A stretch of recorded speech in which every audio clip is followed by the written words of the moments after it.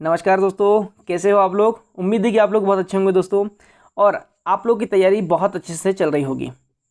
ठीक है, जिस तरह से हमने अभी तक 6 पार्ट पढ़ लिया था।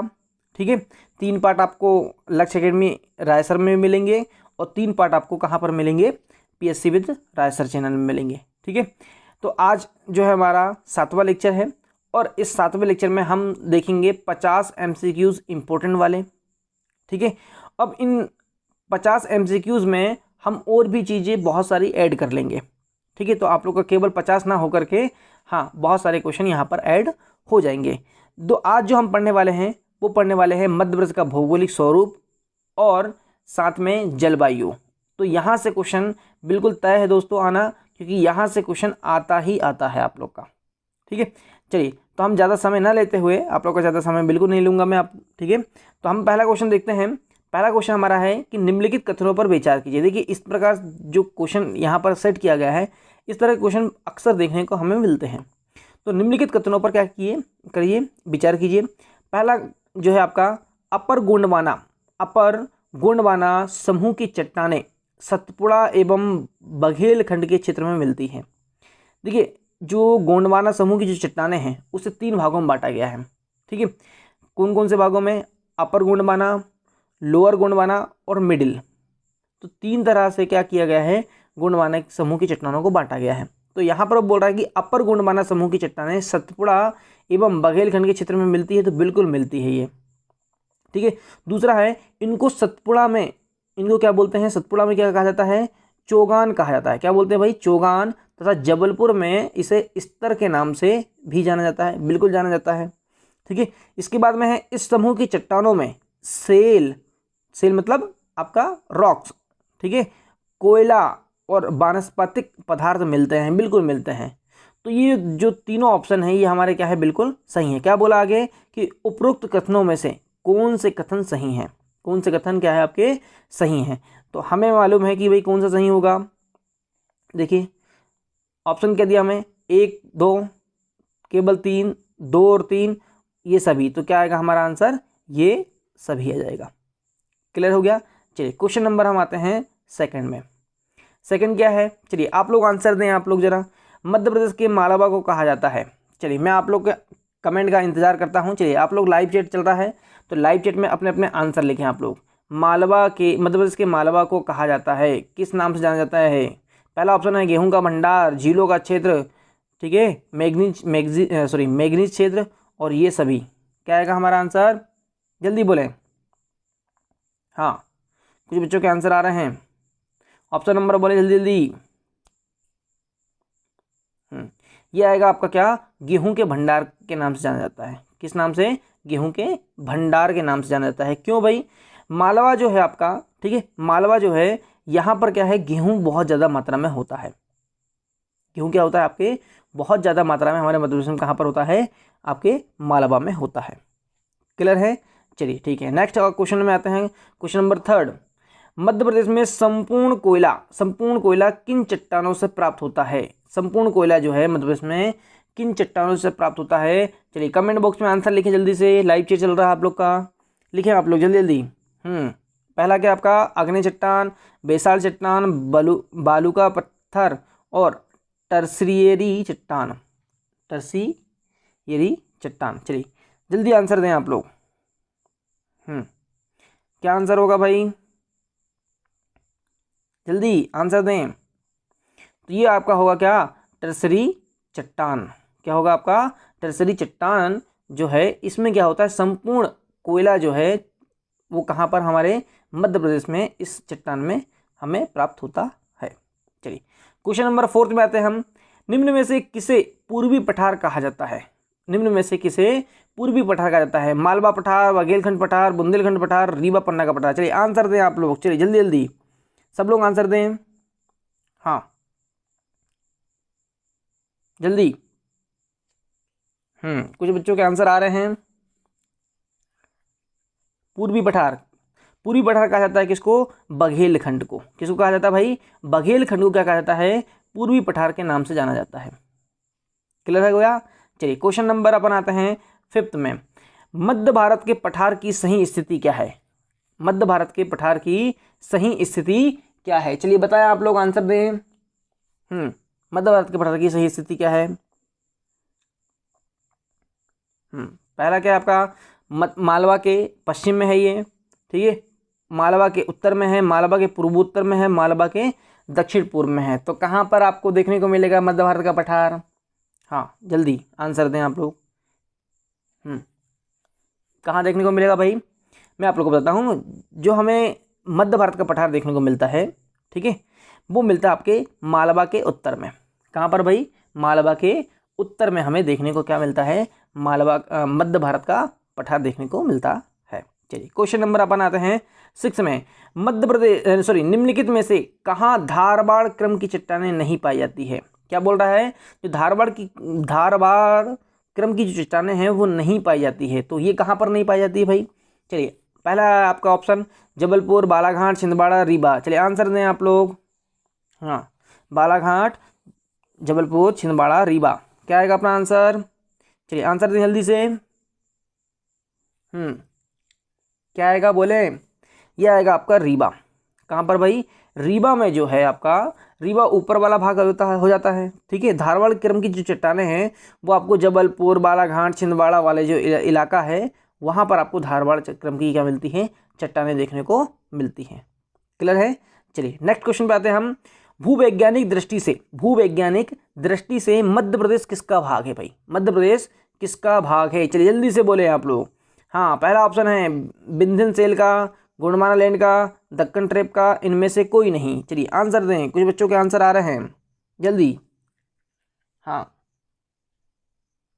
क्या आंसर आएगा? किसका है भाई? गोंडवाना लैंड का। किसका हिस्सा है ये गोंडवाना लैंड का भाग है क्या आपका भूवैज्ञानिक दृष्टि से मध्य प्रदेश। ठीक है, चलिए क्वेश्चन नंबर आते हैं अपन क्वेश्चन नंबर 8 में। कहाँ आएंगे? क्वेश्चन नंबर 8 में। देखिए क्वेश्चन नंबर 8 क्या है? पन्ना की प्रसिद्ध हीरा की खदानें निम्न में से किस सीरीज के अंतर्गत आती हैं?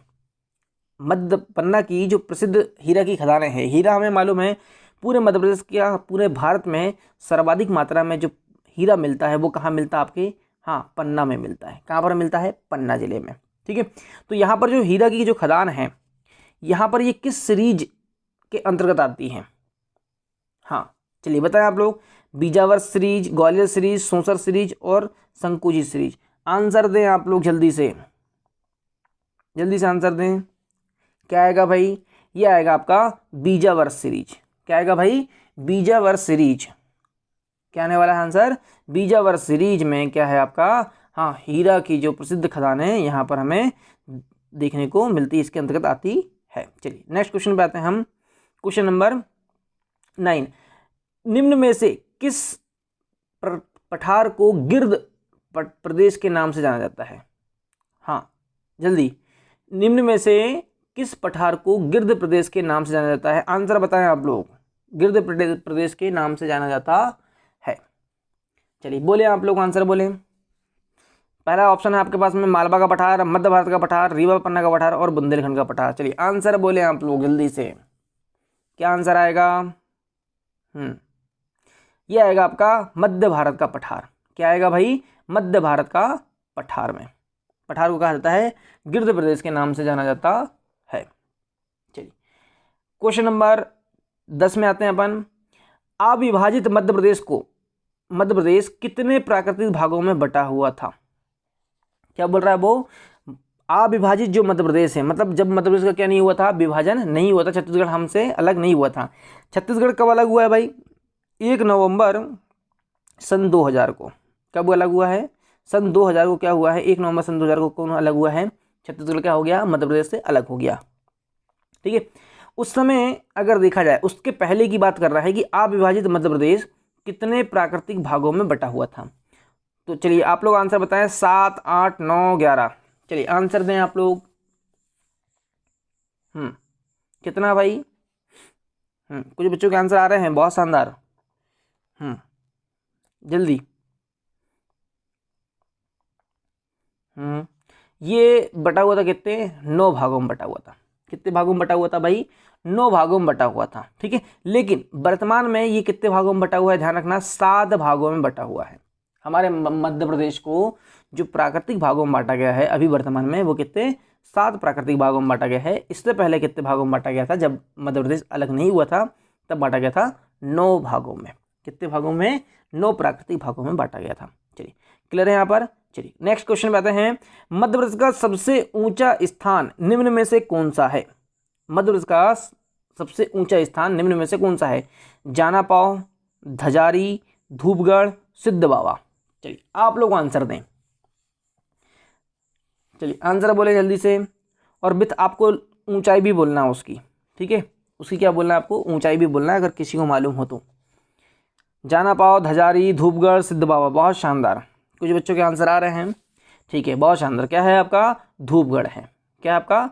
धूपगढ़ की जो चोटी है वो सर्वाधिक ऊंची है। कहाँ की? हमारे मध्य प्रदेश की, जिसकी ऊंचाई कितनी है? 1350 मीटर। कितनी भाई?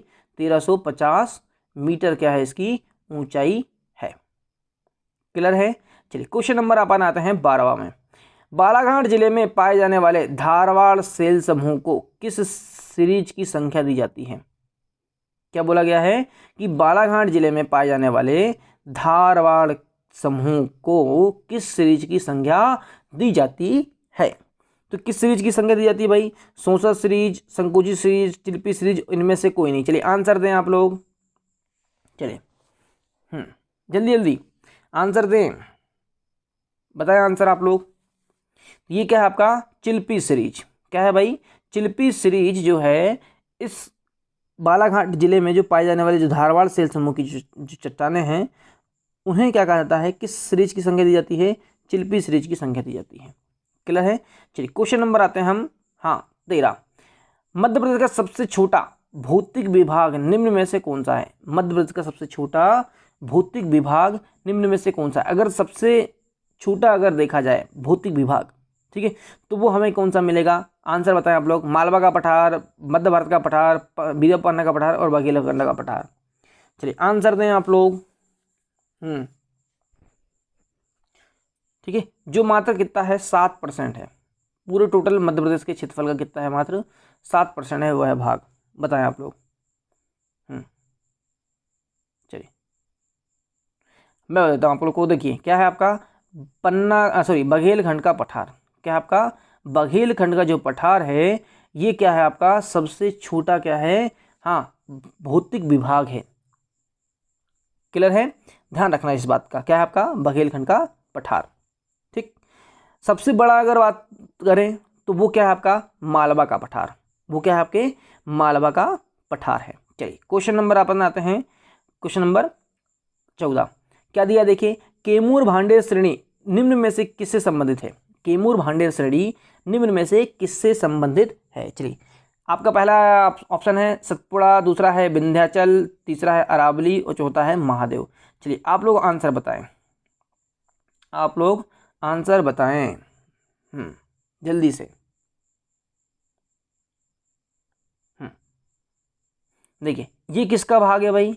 ये किससे संबंधित है? आपके विंध्याचल से है। अगर आप लोगों ने, जब मैंने पढ़ाया था, ठीक है, मध्य प्रदेश को जब मैंने पढ़ाया था, तो अगर आपने वो वीडियो अगर देखा होगा बहुत ध्यान से, तो आपको बहुत सारी चीज़ें वहाँ की मिल जाएगी।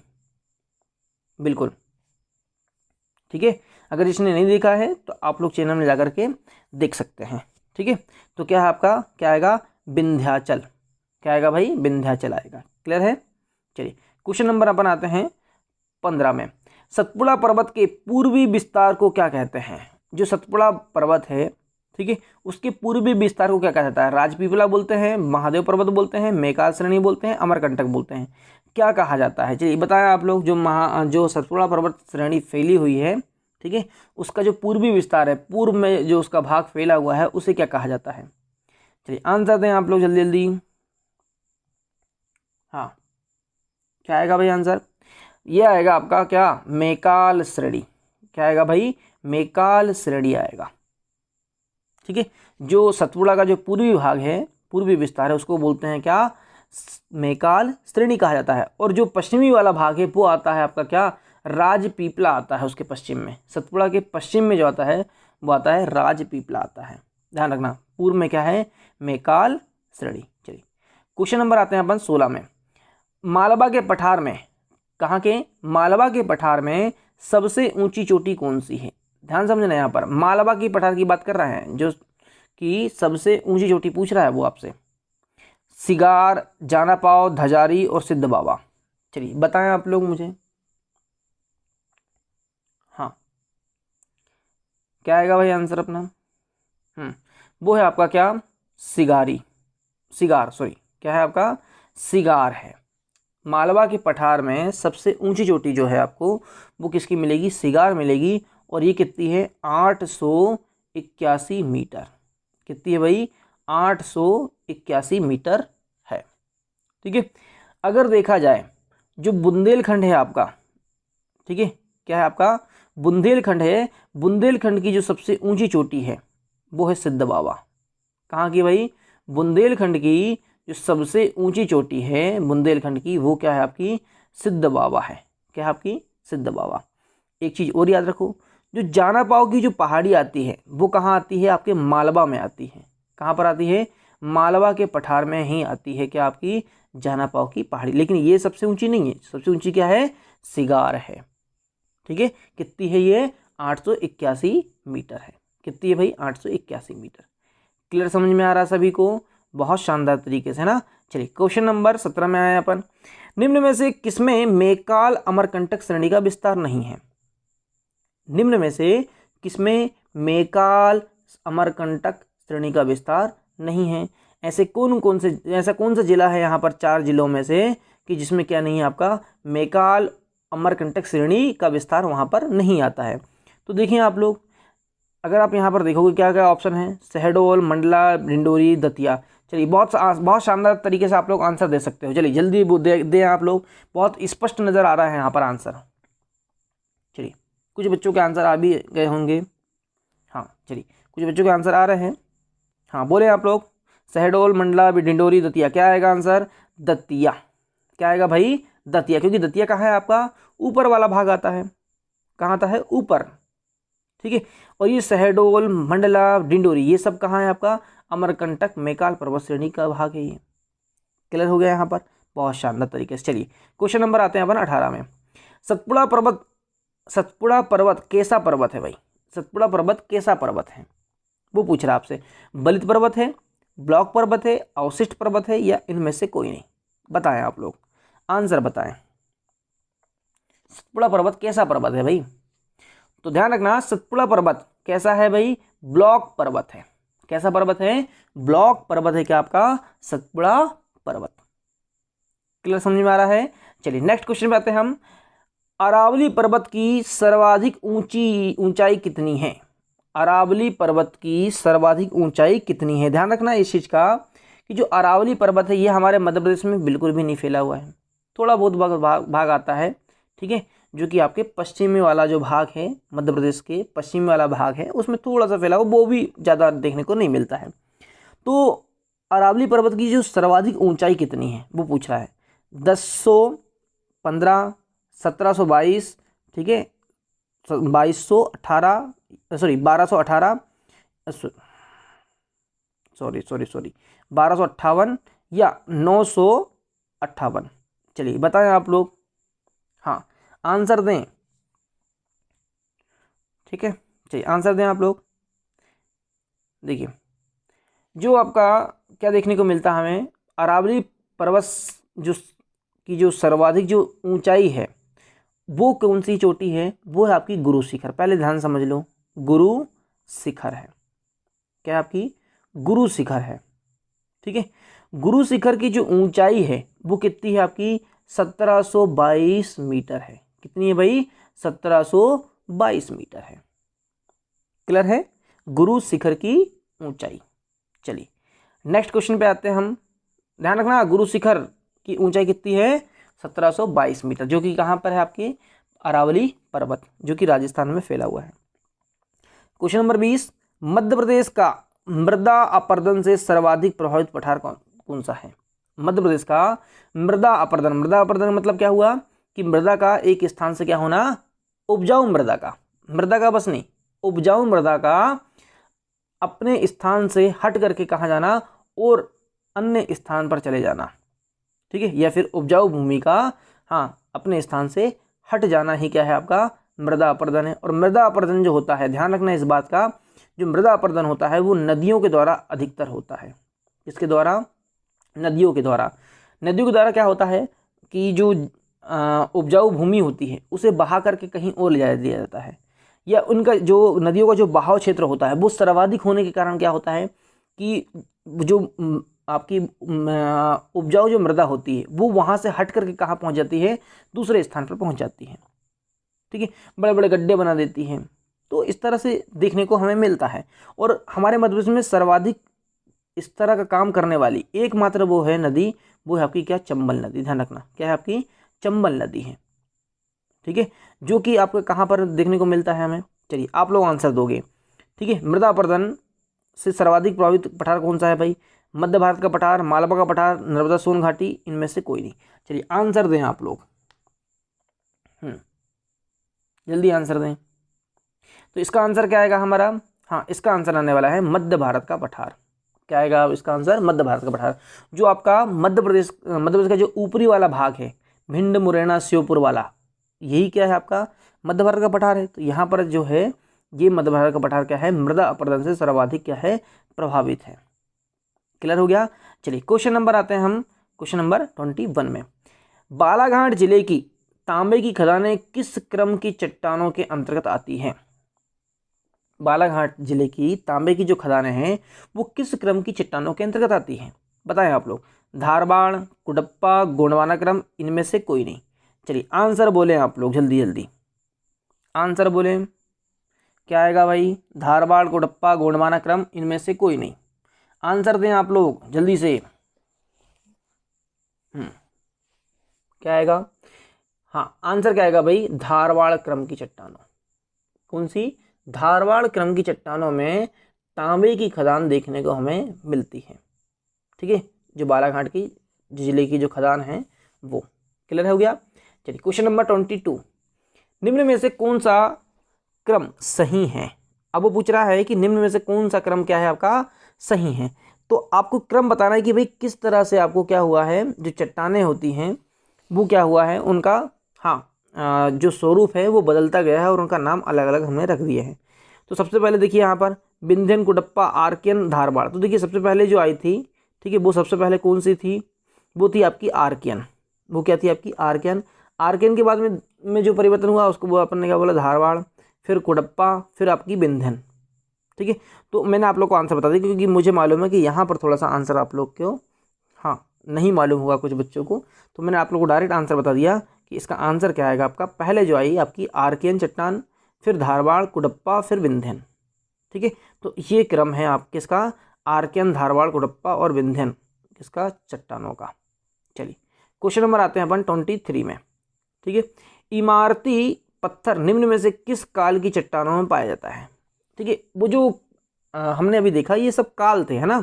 तो ये किस काल की चट्टानों में आपका क्या मिलता है? हाँ, इमारती पत्थर देखने को हमें मिलते हैं। ठीक है, चलिए बताएं आप लोग जरा जल्दी से। इमारती पत्थर बताएं, क्या है अपना आंसर? विंध्यन, कुडप्पा, धारबाड़, पुराण संघ। क्या है भाई? हाँ, तो ये हमारा आंसर आएगा क्या? विंध्यन। क्या आएगा भाई? विंध्यन। जैसे आप लोगों ने देखा होगा इमारती पत्थर की अगर मैं बात करूं, जैसे हमारा जबलपुर वाला इलाका देख लो, ऊपर का जबलपुर वाला इलाका देख लो। ठीक है, फिर आप उसके ऊपर चले जाओ आप लोग, कहाँ देखने को मिलेगा आपको? टीकमगढ़ वाला इलाका, सागर वाला इलाका, दमोह वाला इलाका, पन्ना वाला इलाका, तो सतना है आपका। ठीक है, इधर जो है आपकी क्या है, क्या फैली हुई है? विंध्याचल पर्वत फैला हुआ है।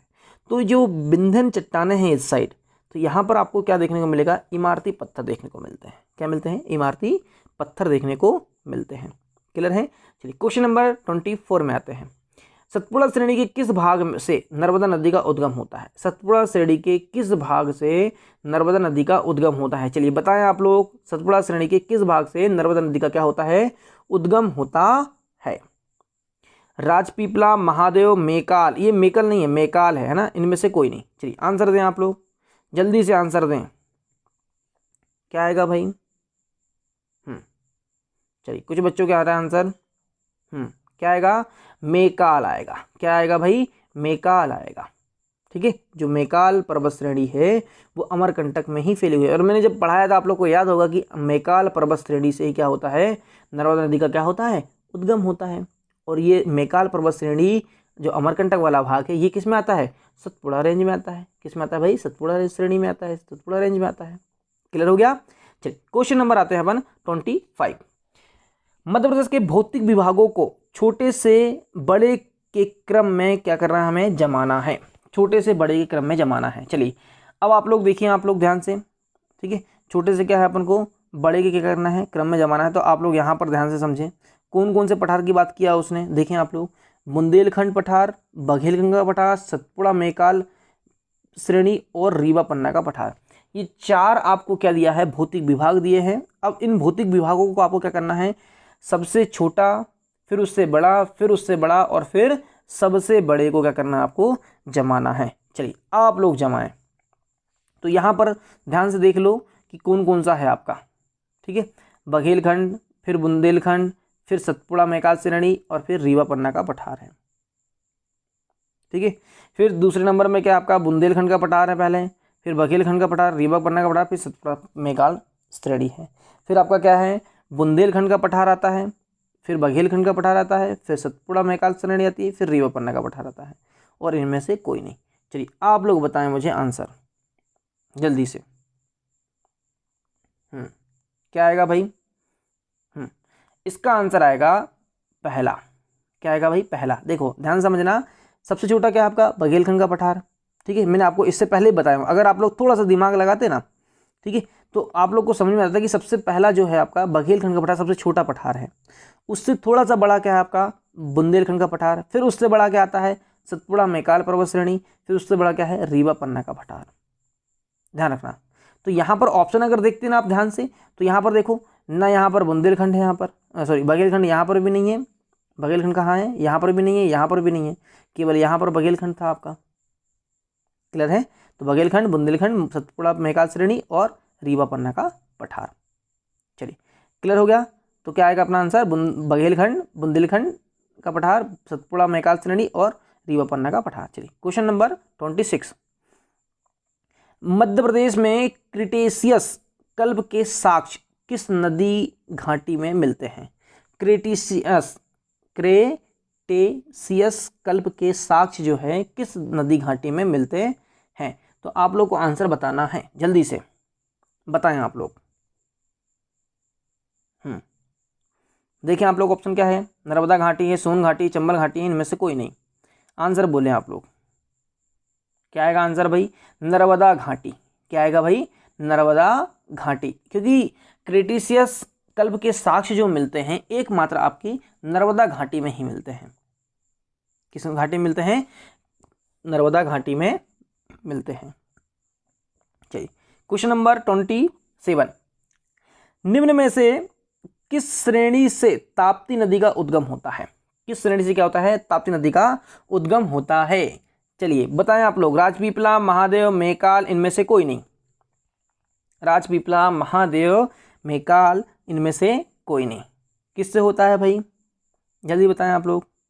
हाँ चलिए, किसी बच्चों को आंसर आ रहा है, कमेंट जल्दी से आप लोग लाइव चैट में जल्दी आंसर लिखते रहें, अपने अपने आंसर देते रहें जल्दी जल्दी।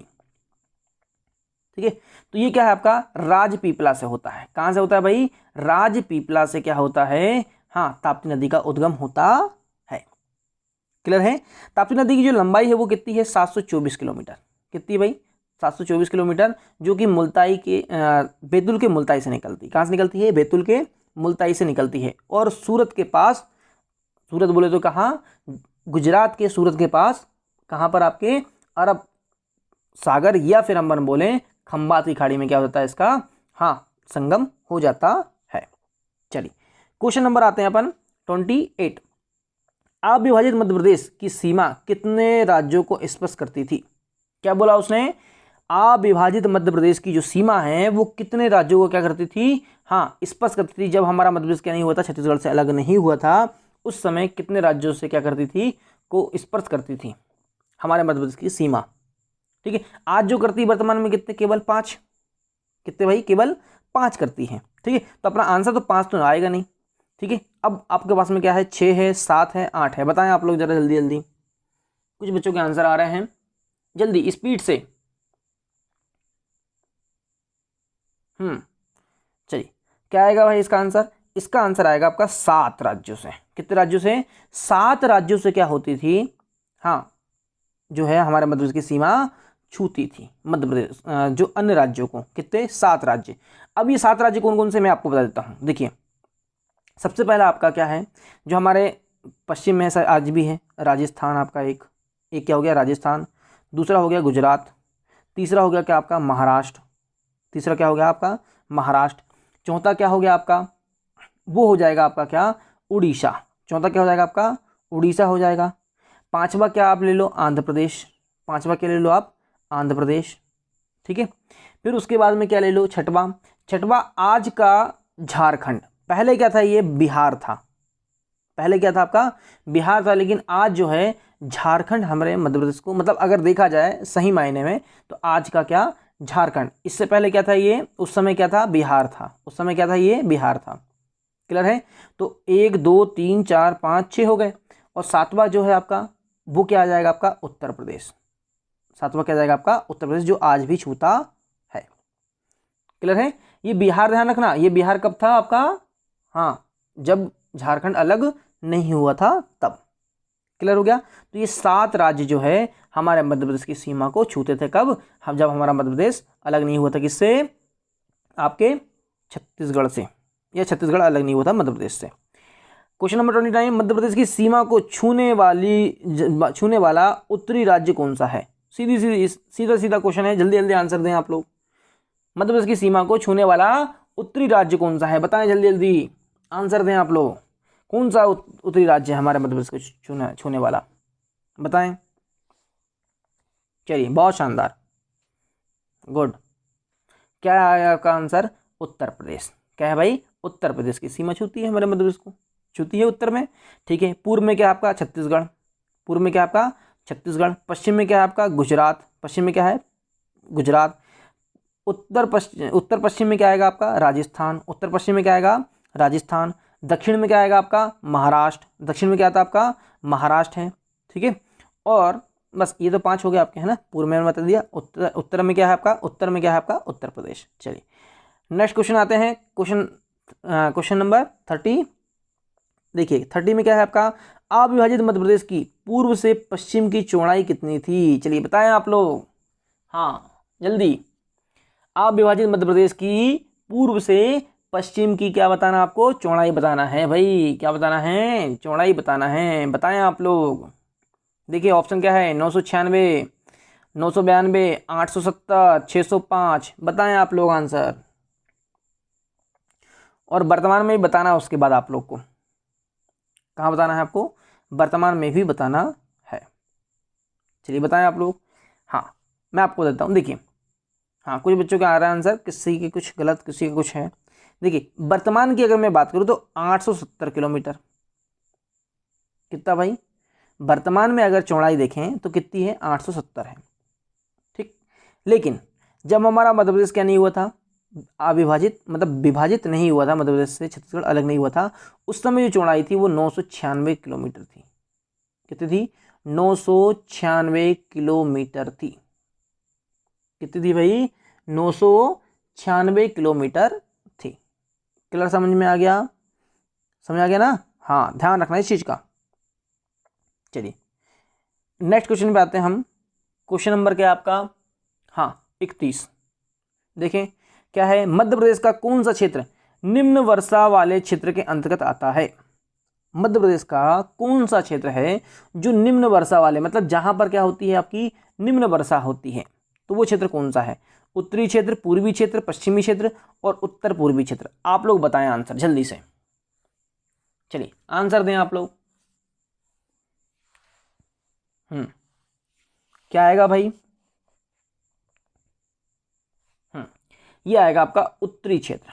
क्या आएगा भाई, उत्तरी क्षेत्र में जो है आपकी सर्वाधिक ना होकर के क्या होती है, निम्न वर्षा होती है। निम्न वर्षा कहाँ होती है आपकी, उत्तरी क्षेत्र में होती है।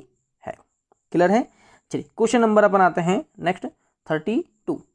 निम्न में से किस तारीख से सूर्य उत्तरायण होने लगता है। ध्यान समझना, निम्न में से किस तारीख से क्या होता है, सूर्य क्या होता है, उत्तरायण। उत्तरायण मतलब क्या होता है, उत्तर की ओर होने लगता है। हमारे मध्य प्रदेश की बात हो रही है, कहाँ की हो रही है, मध्य प्रदेश की बात करें या फिर पूरे भारत की ही बात करें, तो सूर्य जो उत्तरायण होने लगता है वो किस तारीख से होने लगता है, आप लोग को बताना है। चलिए बताएं आप लोग, 21 मई, 21 मार्च, 21 सितंबर और 21 जून। बताएं आप लोग आंसर। बताएं कब सूर्य उत्तरायण होने लगता है। और जब उत्तरायण होता है तो क्या होता है, गर्मी बहुत ज़्यादा पड़ने लगती है आपके। क्या होती है, गर्मी बहुत ज़्यादा पड़ती है। अगर इतना समझ गए होंगे तो आप लोग आंसर बहुत अच्छे से दे देंगे। हाँ, क्या आएगा, 21 मार्च। क्या होता है भाई, 21 मार्च से क्या होता है, सूर्य क्या होता है, उत्तरायण होना चालू हो जाता है, मतलब उत्तर दिशा में आना चालू हो जाता है। ठीक है, किस दिशा में, उत्तर दिशा में। क्लियर है। विषुवत रेखा से वो कर्क रेखा की ओर आना चालू हो जाता है, या फिर अपन बोले सीधे कर्क रेखा, हाँ कर्क रेखा की ओर आना चालू हो जाता है। चलिए हो गया ये, तो कितना आएगा अपना, 21 मार्च को। क्लियर है।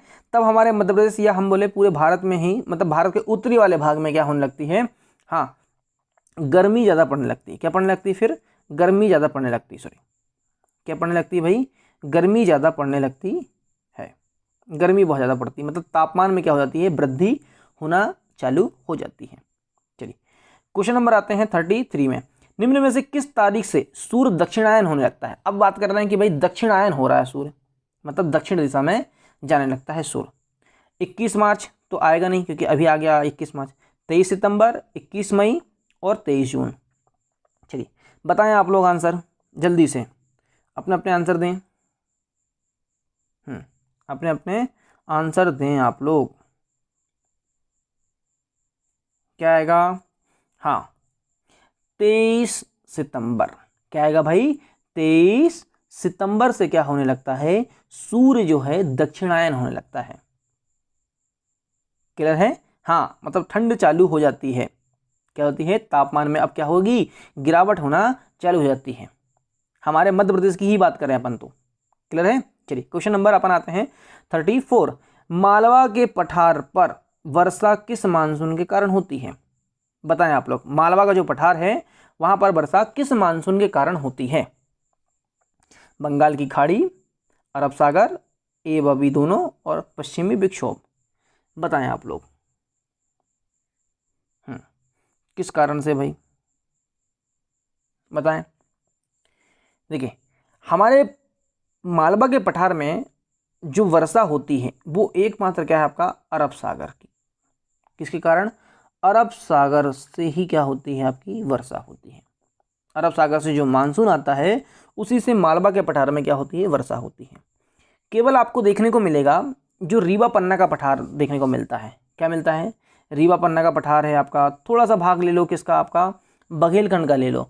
तो इधर क्या है, आपको दोनों मानसून से, एक तो बंगाल की खाड़ी वाला मानसून, ठीक है, और आपका क्या, हाँ अरब सागर का मानसून, यहाँ से देखने को मिलती है क्या, थोड़ी सी वर्षा उधर देखने को मिल जाती है।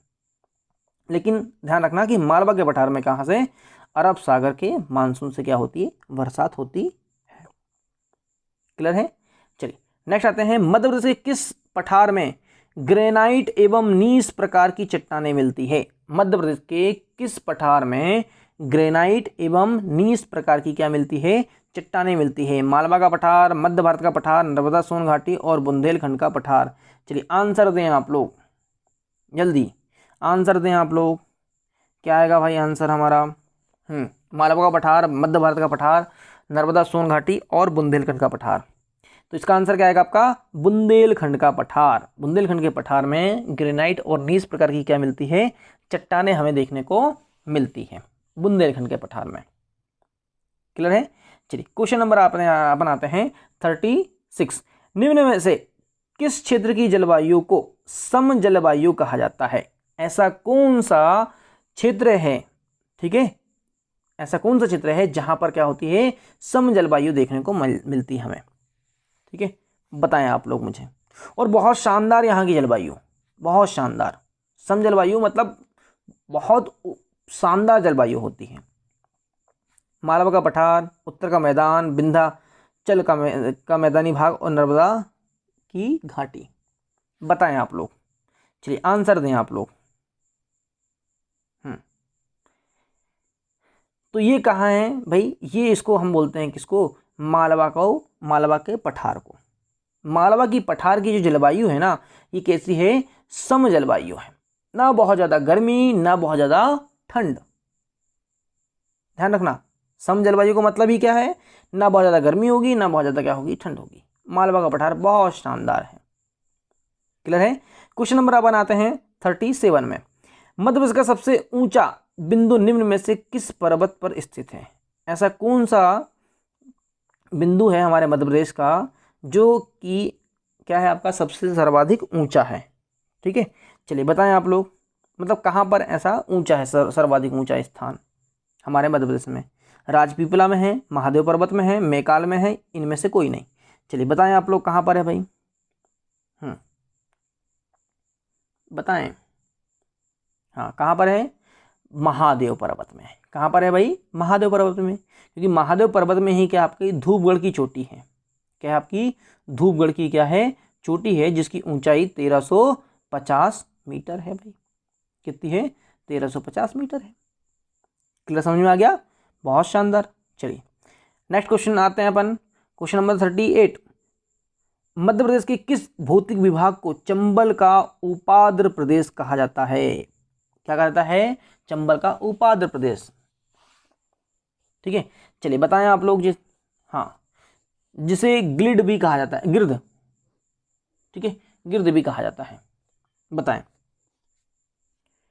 मध्य भारत का पठार, मालवा का पठार, रिपवन का पठार, इनमें से कोई नहीं।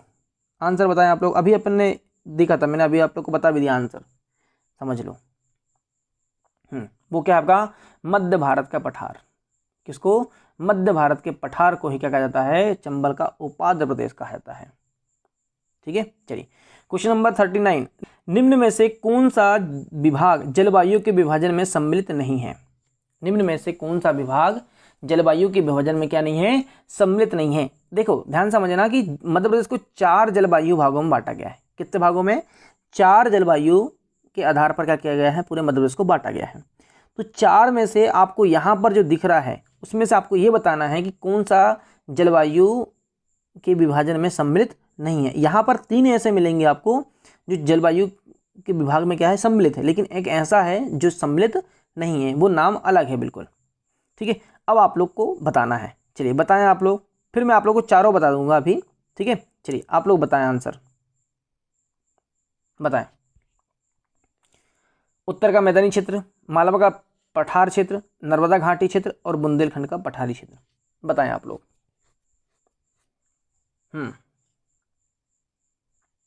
क्या आएगा अपना आंसर भाई, ये आएगा कौन, क्या अपना आंसर, हाँ ये आएगा अपना 4th नंबर, बुंदेलखंड का पठारी क्षेत्र। ये जो है आपका, ये शामिल नहीं है।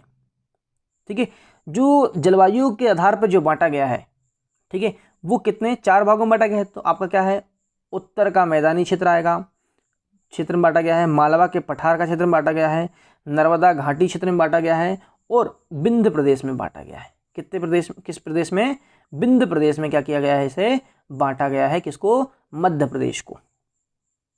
क्लियर हो गया, चलिए समझ में आ गया होगा आप लोग को। नेक्स्ट क्वेश्चन में आते हैं अपन, क्वेश्चन नंबर 40।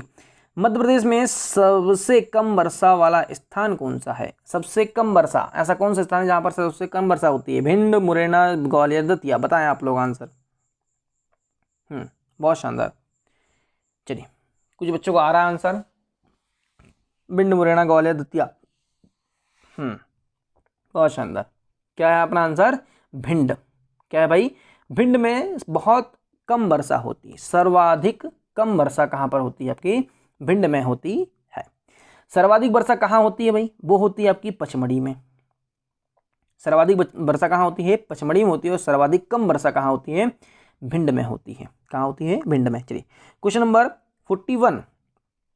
मध्य प्रदेश की औसत वर्षा कितनी है। मध्य प्रदेश की औसत वर्षा बताएं आप लोग। 110 सेंटीमीटर, 111 सेंटीमीटर, 112, 113। बताएं आंसर, बताएं सभी। 110, 111, 112, 113 सेंटीमीटर कितनी है वर्षा हमारे मध्य प्रदेश की औसतन। औसतन वर्षा कितनी है? तो औसतन वर्षा जो है वो कितनी है? 112 सेंटीमीटर है। कितनी है भाई? 112 सेंटीमीटर हमारे मध्य प्रदेश की क्या है? वर्षा है औसतन। ठीक है। Question number 42। चलिए 42 में है, प्रसिद्ध पर्यटक स्थल पचमढ़ी और अमरकंटक राज्य के किस जलवायु में सम्मिलित है? देखो जलवायु 4 भागों में बांटा गया है। ठीक है, कितने भागों में बांटा गया है? 4 भागों में। अब 4 भागों में जब बांटा गया है तो कौन कौन से क्षेत्र में, जैसे ये आपका क्या आ गया, आपका पचमढ़ी आ गया, आपका अमरकंटक आ गया। ये जो 4 भागों में बांटा गया था, उन चारों भागों में से जो आपका पचमढ़ी है, अमरकंटक है, ये किस जलवायु प्रदेश में आता है? आप लोग को बताना है। मालवा पठार क्षेत्र, उत्तर का मैदानी क्षेत्र, नर्मदा घाटी क्षेत्र और विंध्य पर्वतीय क्षेत्र। चलिए बताएं आप लोग जरा जल्दी से बताएं।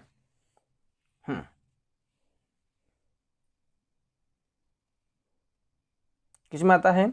हाँ, ये आता है क्या आपका? विंध्य पर्वतीय क्षेत्र में आता है। कहाँ आता है ये? विंध्य पर्वतीय क्षेत्र में आता है। क्लियर है? किस में आता है? विंध्य पर्वतीय क्षेत्र में आता है। चलिए नेक्स्ट क्वेश्चन पे आते हैं अपन। Question number 43। मध्य प्रदेश में ऋतु संबंधी आंकड़े बताने वाली वेधशाला कहाँ पर है?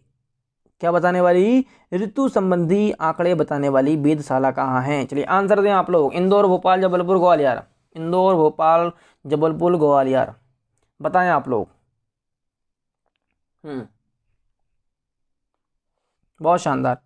हाँ, कुछ बच्चों को बहुत शानदार। क्या है आंसर? इंदौर में है। कहाँ पर है भाई? इंदौर में क्या है? जो ऋतु संबंधी क्या बताती है? आंकड़े बताती है। क्या बताती है? आंकड़े बताती है। चलिए क्वेश्चन नंबर अपन आते हैं 44 में। मध्य प्रदेश की जलवायु को उष्णकटिबंधीय स्वरूप प्रदान करने के लिए, मध्य प्रदेश की जलवायु को उष्णकटिबंधीय स्वरूप प्रदान करने के लिए निम्न में से कौन सी रेखा उत्तरदायी मानी जाती है? ऐसी कौन सी रेखा है? कर्क रेखा, विषुवत रेखा, मकर रेखा या प्रधान देशांतर रेखा? इन चारों रेखाओं में से कौन सी ऐसी रेखा है जो मध्य प्रदेश की जलवायु को क्या बनाती है? उष्णकटिबंधीय बनाती है।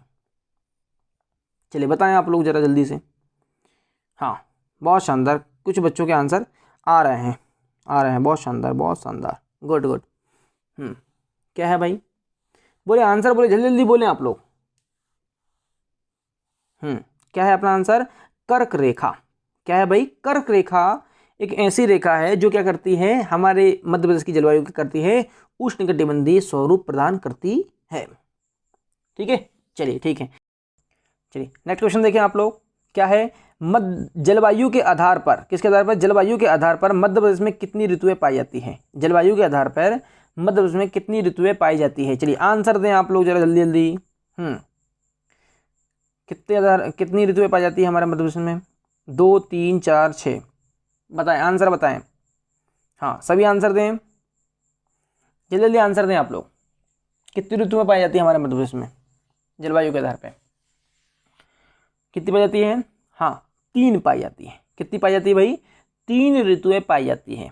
ग्रीष्म ऋतु, शीत ऋतु और आपकी वर्षा ऋतु। क्लियर है? चलिए क्वेश्चन नंबर आते हैं अपन 46 में। सूर्य की किरणें किस रेखा पर लंबवत पड़ने पर मध्य प्रदेश में अधिक गर्मी पड़ती है? हाँ, क्या है आपका? सूर्य की किरणें किस रेखा पर लंबवत पड़ने पर मध्य प्रदेश में क्या होती है? अधिक गर्मी पड़ती है। मकर रेखा, कर्क रेखा, विषुवत रेखा और इनमें से कोई नहीं। बताएं आंसर आप लोग। क्या आएगा हमारा आंसर? हाँ, जल्दी आंसर बताएं। ये जो है आपकी, वो क्या है? आपकी कर्क रेखा। क्या है आपकी? कर्क रेखा में क्या होती है? जब सूर्य की लंबवत किरणें पड़ती हैं, ठीक है, 23.5 डिग्री, 23 डिग्री जो आपकी अक्षांश रेखा है, उसी को हम क्या बोलते हैं? कर्क रेखा बोलते हैं। जब इसमें क्या पड़ता है? सूर्य की लंबवत किरणें पड़ती हैं, तो क्या होती है? सर्वाधिक मात्रा में क्या होती है? गर्मी पड़ती है हमारे मध्य प्रदेश में। क्लियर समझ में आ गया? चलिए क्वेश्चन नंबर अपन आते हैं 47 में। सूर्य के उत्तरायण होने से, सूर्य के क्या उत्तरायण होने से मध्य प्रदेश की जलवायु में क्या परिवर्तन होता है? तो मैंने आपको अभी इससे पहले बताया था, सूर्य का जब मैं उत्तरायण बता रहा था आप लोग को, ठीक है, तब मैंने आपको बताया था कि सूर्य के उत्तरायण से मध्य प्रदेश की जलवायु में क्या परिवर्तन होगा। सीधी सी बात है कि भाई तापमान में क्या होगा? वृद्धि होगी कि नहीं? बिल्कुल होगी। 21 मार्च के बाद में हमारे मध्य प्रदेश में क्या होने लगता है? हाँ, जो तापमान है वो क्या होने लगता है? बढ़ने लगता है। क्लियर है, मैंने आंसर आपको लोग को बता दिया। चलिए क्वेश्चन नंबर अपन आते हैं 48 में। देखिए, जलवायु के आधार पर मध्य प्रदेश को कितने भागों में बांटा गया है? जलवायु के आधार पे मध्य प्रदेश को कितने भागों में बांटा गया है? चलिए बताएं आप लोग जरा जल्दी से। जलवायु के आधार पे बताना है आपको, जलवायु के आधार पे मध्य प्रदेश को कितने भागों में बांटा गया है? 3, 4, 6, 7 बताएं। जलवायु के आधार पे कितने भागों में बांटा गया है मध्य प्रदेश को? कितने भागों में भाई? 4 भागों में बांटा गया है। कितने भागों में बांटा गया है? 4 भागों में मध्य प्रदेश को क्या किया गया है? जलवायु के आधार पर बांटा गया है। चलिए क्वेश्चन नंबर 49 देखें, निम्नलिखित समूह में कौन सा समूह निम्न वर्षा वाले क्षेत्र के अंतर्गत आता है? ऐसा कौन सा समूह है यहाँ पर जो जिले दिए गए हैं, इनमें से कौन सा ऐसा समूह है जो कि निम्न वर्षा वाला क्षेत्र आता है? तो सबसे पहले देख लो आप लोग, कहाँ सबसे कम वर्षा कहाँ होती है, तो आप लोग को मालूम होगा। चलिए बताएं आप लोग जरा। रीवा, सतना, सीधी, भिंड, मुरैना, ग्वालियर, जबलपुर, इंदौर, देवास, बालाघाट, सिवनी, छिंदवाड़ा। चलिए बताएं आप लोग, आंसर बताएं जरा जल्दी जल्दी। बताएं।